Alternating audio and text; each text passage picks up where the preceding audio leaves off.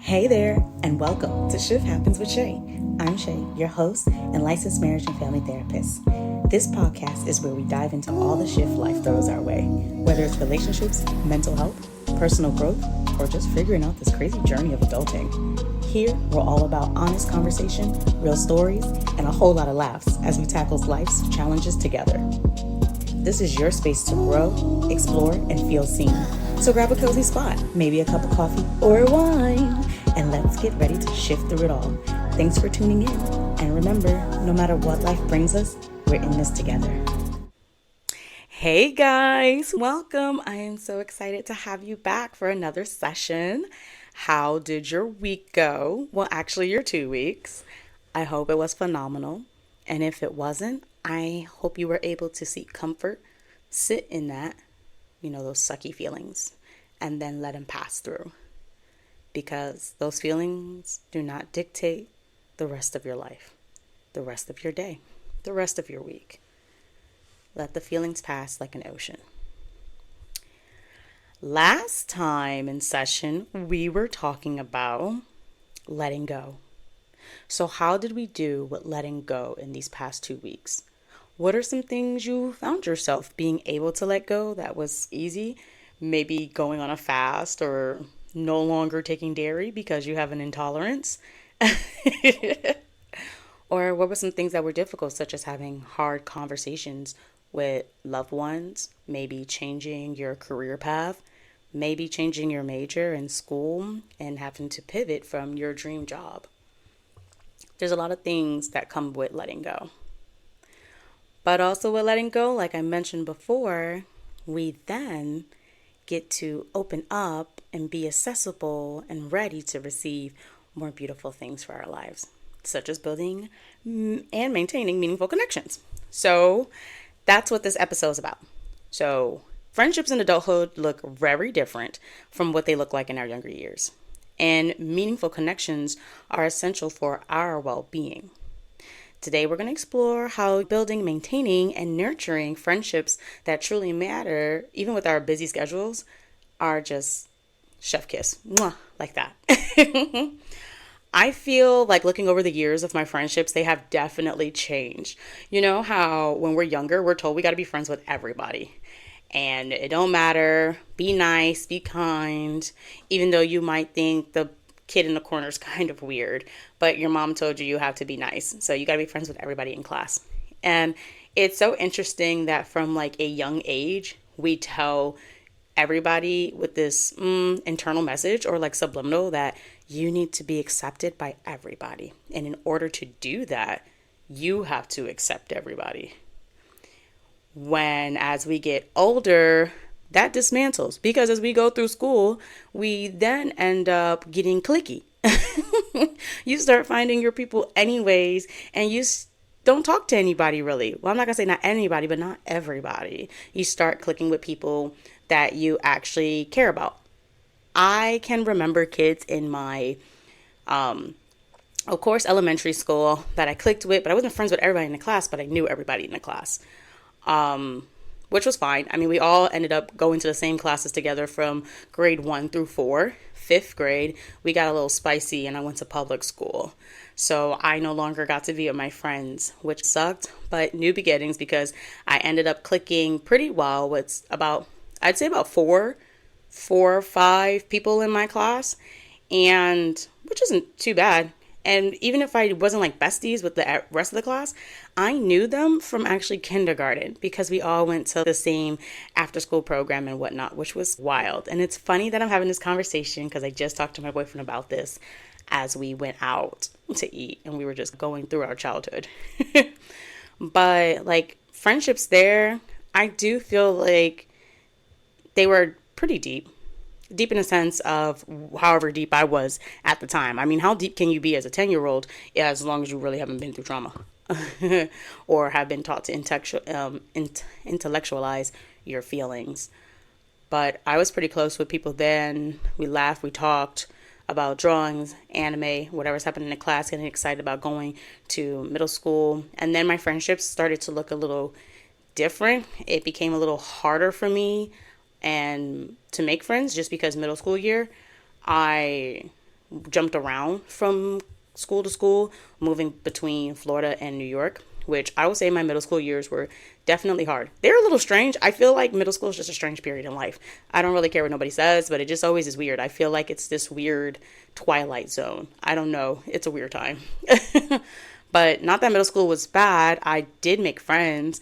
I did get close again to like a good core group of 4 or 5 people, and then would have a bestie, like a main bestie in that group.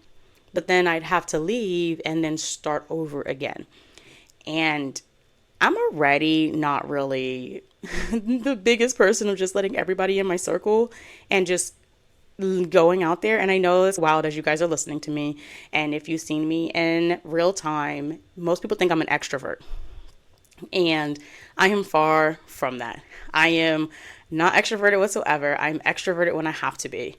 Just like you could be ambidextrous with your hands, I just am ambidextrous with that. But my extrovert is kind of just needed in the moment, but I can't go long periods. I am not energized having full-blown conversations all day and being around people all day. Now, from my loved ones, yeah, all means. I'm definitely okay and don't feel my energy being zapped as quickly. So yeah, definitely introvert there. But like I mentioned, it was hard because every year I was moving, I was making these friends, and then boom, we're gone. 8th grade year was definitely really hard as I was in Florida permanently. And I got excited. The high school I was going to go to, I got to do sleepovers for the first time in 8th grade and stuff, which was amazing because my mama's not like that. And as a child, I'm like, cool, we're finally stable. We have stability. And I'm going to have friends that, I don't know, we're going to high school. So we're going to be friends forever, because forever is what you tell your friends when you're that young. Even with that, nope, ended up moving to another city in Florida. And that really sucked. I still talk to 2 of my friends from then, but it's not the same. We were actually really close. A lot of things we were in common. And I find that like the common theme when you're younger is that you connect kind of like as you do as adults, but more of like what your current obsession or passion hobbies are. You connect a lot on that. And at that time for me, it was, we were connecting about boys, anime, drawing, and then we had similar classes such as like computer class. But yeah, most of it was anime, primarily Inuyasha. You couldn't tell me and my friends anything when it came to that. But then in high school, it was so different, still having to find something to connect with people, but realizing you didn't really find your people. And high school, you spend so much time, again, going back to that kindergarten mindset, trying to be liked by everybody, trying to find your niche, your group, your people. And it's so hard because you mask like no tomorrow until you might find your people. And even in high school, I had a good amount of friends that I actually sat with at the table and stuff like that. Those girls, I'm not close to them whatsoever. They can't really tell you anything deep about me. We just hung out with each other. I made, honestly, really 3 good friends out of high school, and one of them I don't talk to. One of them is still my best friend, and the other, I connect with him every now and then, and I just love to see his growth. So we talk almost like pen pals, like, how are you doing? It's almost like snail mail, but in real time. Yeah, and then college, my mom always told me, you'll meet your real friends in college. And she was right. Not that my friends in high school are not my real friends or anything like that. Like, I love my new muffin. I actually saw her just recently on Monday. So I just realized an adult, you go through a lot of things as an adult, whether it is traumatic, love, careers, academic, finding out who you are as a person. It's so wonderful to see how those friendships mature over time, because you get to see the women or men in your life change with you as life is going on, whether it's on fire or it's blooming. It's just so different. And I'm so blessed with the friend group I currently have. It's been trial and error as anything. But yeah, I wouldn't change my girls for the world. And also the guys in my life who are amazing support systems like my brothers.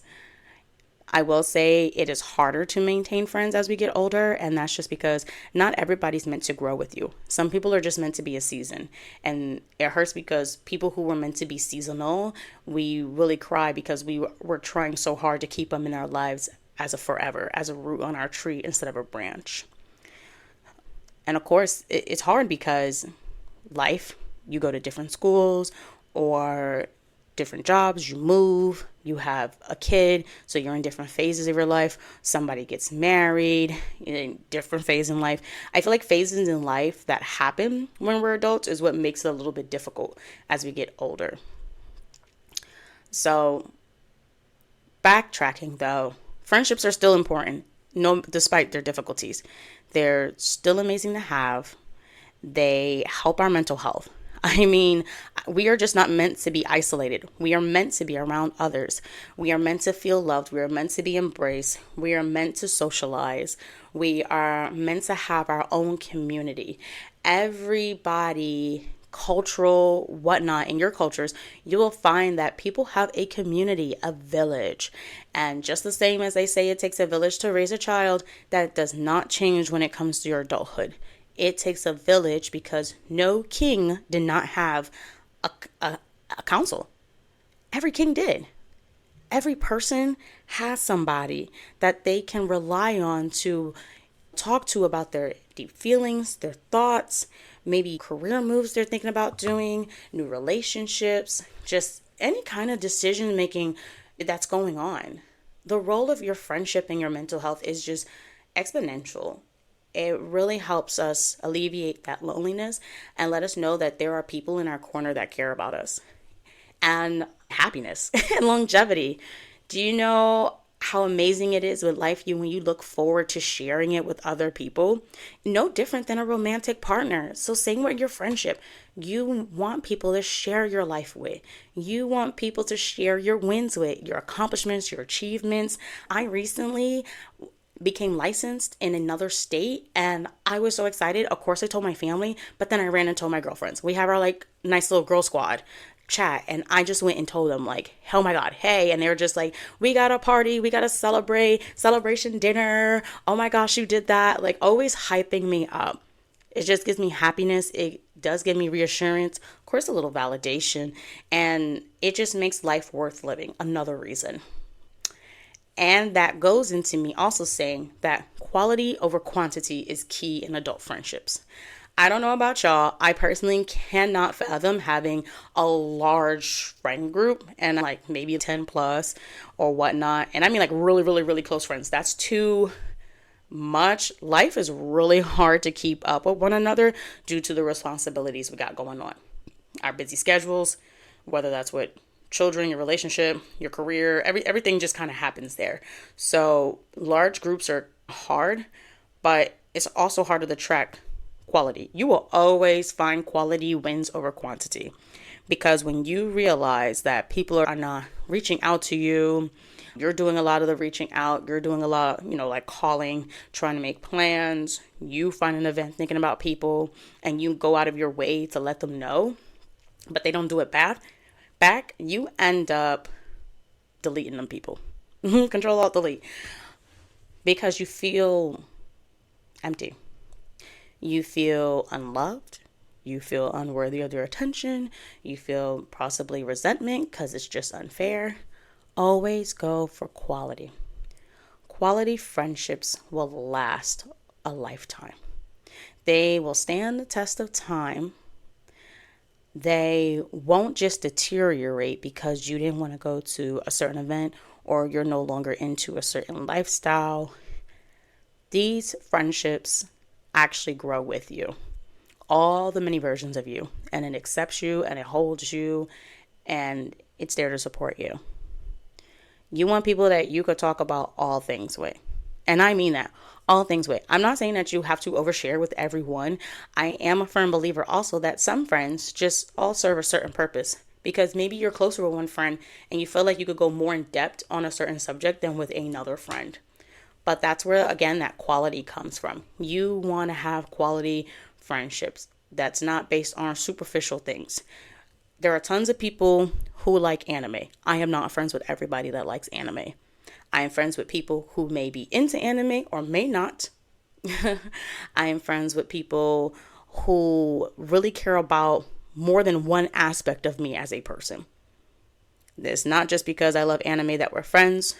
I love anime. That's one thing about me you love, but you love me because of all these other things too, and what we do for each other and our friendship, and not in like a transactional manner. Not like that at all. So definitely get you quality friends. And I'm wondering, as you're listening to this, just, I know you're in the car or wherever you're at, but really think about it. Who are your quality friends? How many you got of them? Like on your fingers, who are they? Who she is? Who he is? And I know you just smiled over them because you know why they are quality friends. Not like the other people. You can already think about times where they were down for you and there for you. And despite many conflicts you may have had over the years, they are still standing with you. So, with quality friends, they do stand the test of times, which are challenges. As I've already mentioned, busy schedules, life's responsibilities. We just do a lot as adults. We really don't have time. I don't care what nobody says. There's just no time. There's not enough time in the day. My best friend from high school, we literally used to only see each other 2 times a year, if that. 1 time a year for sure for her birthday. Always showed up for her birthday. But other than that, it is just so hard. She's very busy with her job. She does a lot. She's in leadership. And then at one point I was in leadership, or I was doing my internship. Our schedules just did not match, making it very difficult for us to really plan anything. But it didn't kill our friendship, because you know what? Even if you're not able to see each other in person, it's okay. Other ways. Me and her connect through memes, different little mocktail videos, different puppy videos, just all kinds of things. And then we'll just message each other every now and then, because your friendship doesn't end just because you can't see each other every day.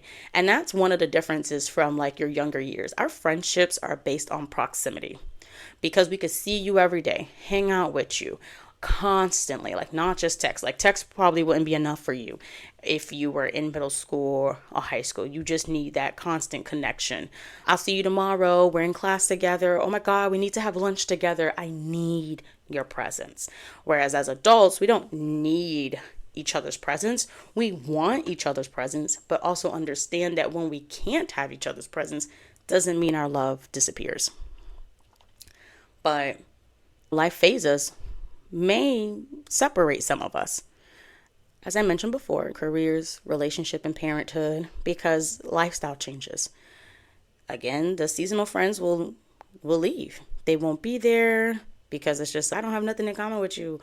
I'm single, but you're married. What we gonna be doing? Or, oh, you got a kid, I don't. Like, you're going through motherhood and I don't know how to be there. I don't want to be around kids all the time. Some people just fall off, but your quality friends are going to be there anyways. Think about that when you make a new friend. Think about that when you are talking to new people.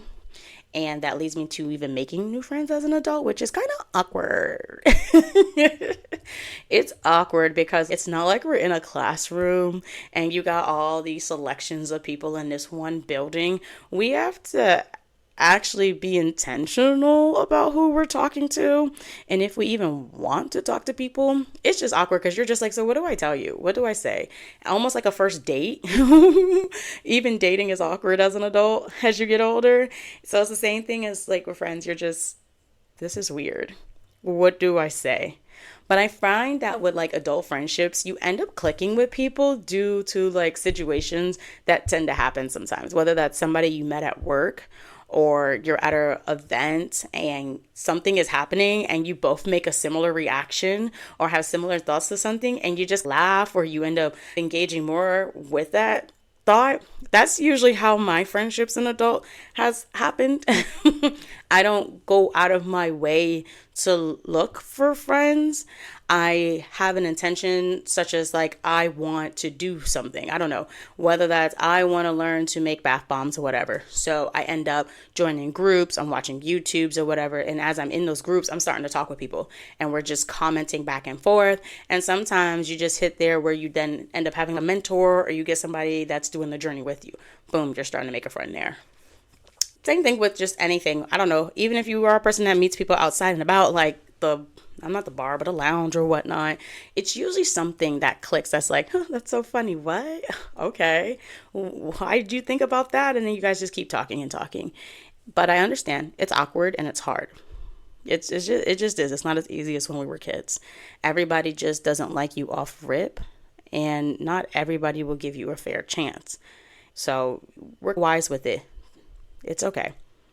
And then on top of that, other challenges in adult friendships, conflicts and setting boundaries, which go back to our last session, 2 sessions ago, so a month ago, when we talked about boundaries, navigating conflict, because not everybody deals with conflict well, and not everybody is comfortable setting boundaries, reinforcing boundaries, or even some respecting it. So those will definitely be challenges, even when you're making new relationships and when you're trying to enhance your current ones. You may find this very daunting to talk about the boundaries with your current friends, because some friends might feel like you acting up, or you brand new, which is not really the case. Again, your quality friends are not going to come at you like that. Your quality friends are going to come from a place of love and curiosity and be like, Shay, what's going on? Like, you're good. Are you all right? What's happened lately? Tell me about what's going on in life right now. I'm okay to respect that. I just want to understand the changes that are going on with you. And perfectly fine. Then we can have open communication. Not everybody's that way. Let me tell you, your boundaries will be the quick way to weed out your quantity friends from your quality ones. You'll really realize who's around you when you start putting those boundaries down. So, Shay, how do we build meaningful friendships? Like, help me out. I told you one of them. Be intentional. You got to make space and efforts for friendship. And it goes both ways. Vice versa. I'm not telling you to be the only one making space and the only one making effort. This goes both ways. We got to reach out to people. If we're thinking about somebody, go send a text. If you wanting to set something up, go for it in a space. Put yourself out there. And I know that's hard, and I know it's scary, and I know it's awkward, but it's going to be really good for you. This is how we meet people. You got to put yourself out there. No different than when you're dating. Be intentional about your friendships too. They deserve the effort. They're worth the time. Finding your people. Where and how to connect. I mentioned bath bombs and whatnot. Whatever. I do hand creations from time to time. I do dancing, yoga. I go to events, wellness retreats. It's just some places. But those are places where I can communicate and connect with other people. I get to find other people who are interested in lifestyle choices that I'm into. And that's a place to start with a friendship, because it brings y'all together. You have a common thing, and now we can explore other avenues of one another. Think about your hobbies. Think about events you love to go to. Think about different community festivals or whatnot that you want to be a part of. This is the place where we go ahead and connect. And I know, again, connecting's hard, but you could do it, boo. You could do it. Go do it. Go talk to that person. Go tell them you love their dress. Tell them you love their makeup. Tell them you love their jewelry. Where did they get that from? Oh my God, what got them into that? Go ahead. I make it a point for myself, not that I'm trying to be friends with everybody, but if I like something on somebody, I do go up to them and I tell them, I love your dress. You have beautiful eyes. I love your hair. Oh my God, your shoes are amazing. And I do that just because, one, it gets me out my shell. Two, it does make people feel good. And it does spark up conversations from time to time. And you meet new people. It works. I'm telling you. Go ahead. Now, don't be creepy about it. Actually mean your compliment. Don't just compliment to compliment and not be sincere. That's weird. Now, that's really awkward. And when you finally meet that person and you guys are connecting on the hobbies or events you go to, or maybe the communities you guys are both a part of, you can deepen the connection. And this is important because you're going to need vulnerability and reciprocity. It has to be reciprocal. And that's what I meant with being intentional. This is a space where we choose, use your discernment, of course, to be vulnerable. This is when we get to know each other. This is where we get to know things that have hurt us or things that bother us, things we so love. Not saying it doesn't have to be trauma-based, but vulnerability is just being real. No mask, being you. Raw and authentic. You don't need to play a role. You just need to be you. And I know that's scary because what if they don't accept you? What if they think you're weird? What if they think, I don't know, they just have a bias about something? And they're allowed to have those feelings. They can have those thoughts, but those thoughts and those feelings don't define who you are. You deserve to be loved and seen by people who want to get you, who want to understand you. We don't have to like all the same things, and we don't have to be a carbon copy of each other. That's not what a meaningful friendship looks like. We're going to be different. We're going to be into different things. And some of us are going to have very different backgrounds. But the fact that we're vulnerable and able to speak about those different backgrounds and how they shaped us and why we're into what we are, and we're just curious about one another, and we are, also giving back that curiosity to other people, deepens our connection because we get to learn more about each other outside of just the one or two things that connected us in the beginning. And once you got these relationships, keep going. Maintain consistency. You got to stay connected despite busy schedules. Like I said, my best friend from high school, we do memes, dog videos. Anytime that I'm thinking about her, I'm sending her that meme or whatever. My other friend, I have two besties that are also out of state. Probably actually technically three. Hi, Tashi. Probably three. But again, they get memes. I got a weekly date with the other one. The other one, we share mocktail recipes. I mean, we share a lot of cooking recipes. I don't really cook, but I love to see when she cooks. I'm an observer. I love it. But it's consistent. We have to stay connected with each other despite these schedules, because without that connection, what are we doing? It's just like how you're going to be intentional in your relationship with your romantic partner. Be intentional with your friends. That's how we stay strong. That's how we stand the test of times. But also, we're going to respect life seasons. I'm not expecting my friends to be overly active in communication if, say, for one just had a baby. Girl, I'm not expecting you to be texting me. You got brain fog. You got new motherhood. What does it even mean to be a mother? I don't even know. Your body's going through so many changes. I don't know what your relationship is looking like right now. Everything's looking chaotic, and you don't need me going down your throat talking about, oh my God, like really? You haven't texted me in 3 weeks? I mean, it's already been 3 weeks. You already pushed her out. What's the big deal? Absolutely not. We got to respect the life seasons we have. We got to allow our friendships to evolve naturally. Be there for one another. Your roles as a friend looks different in each season for each person. And that's okay. Let them evolve. Let yourself grow in this friendship. And again, continue to always set boundaries. Our friendship should be fulfilling, not draining. We should not feel drained when we see that girl's name or that boy's name show up on our phone. It shouldn't be dread and eye roll. Oh, dang it, it's her again. Dang, it's him again. Oh, man, I've been dipping and dodging. Why? Why is this friendship so draining? What about this person makes you avoidant? What about this friendship maybe causes harm? We got to really think about that. Set your boundaries. And if they don't respect it, that means we got to let go. And then we got to navigate disagreements without losing friendships. We're not going to like everything. We're not going to agree on everything. There's nothing wrong with that. Our differences make us beautiful. Again, differences make us beautiful. We grow from difference when we hear each other. We don't have to agree with everything. Nothing should be big enough to lose your friendship over unless it is attached to your values and beliefs, like your core being as a person. And look, that's up to you. That could be political. That could be just your very thoughts of being of what makes you who you are. And if something about that person, they disrespect some kind of part of you, you're part of LGBTQIA plus. Let me get it correct, because I am an ally. They disrespect some sort of aspect of your life. Downplay it, dismiss it, whatnot. We're always open to having conversations. Again, curiosity. But if that disagreement means that you disagree with who I am as a person, how are we even friends? How can you show it for me authentically without that bias?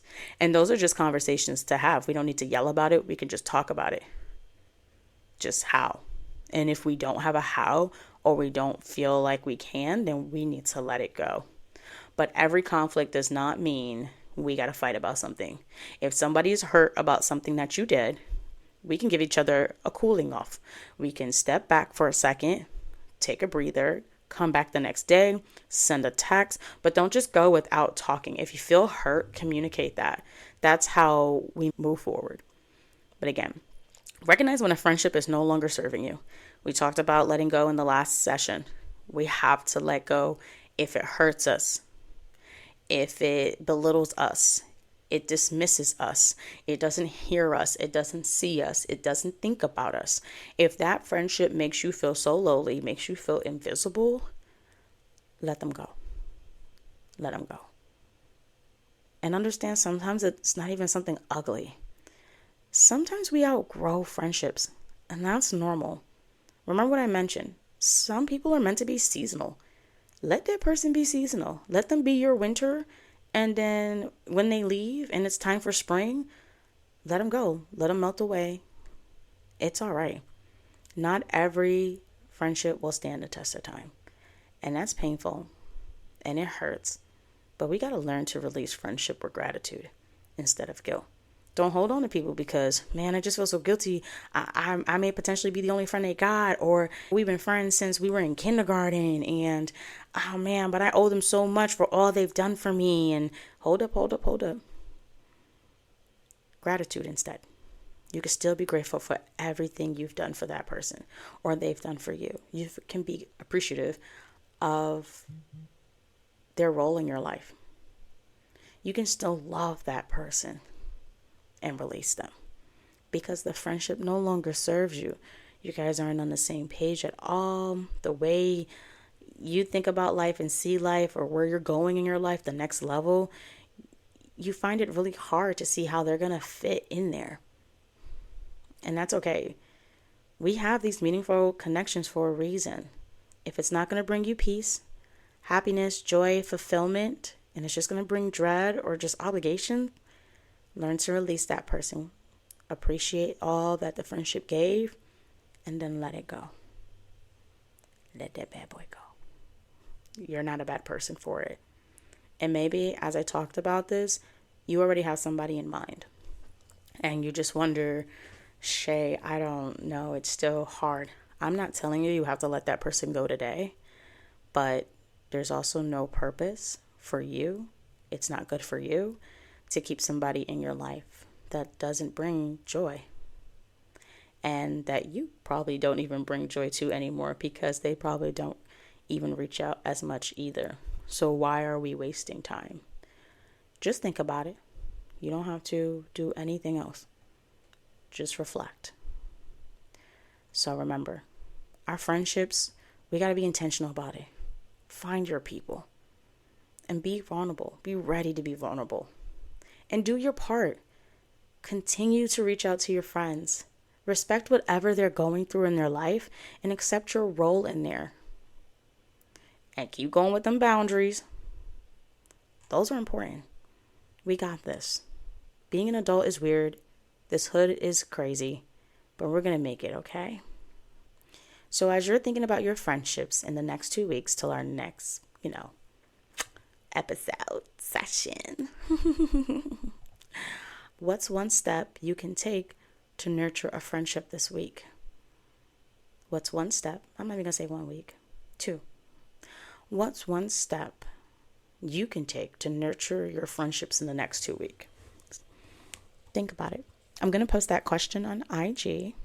It'll probably be posted, honestly, on Monday until tomorrow. So I want to hear from you. What's the one step you're going to take to nurture a friendship this week? My step is that I made time for my bestie. So I saw her Monday. My other bestie, I'm going to talk with her about the anime we just watched, which I have so much to talk about on that because the heck. And then let's see what other ones I'm going to do. I'll share with you on there too. But those are a couple of ones that I'm doing already this week. You just need to pick one step that you can take. You don't have to go too crazy about it. So thank you again for sharing this space with me. Thank you for being vulnerable with me.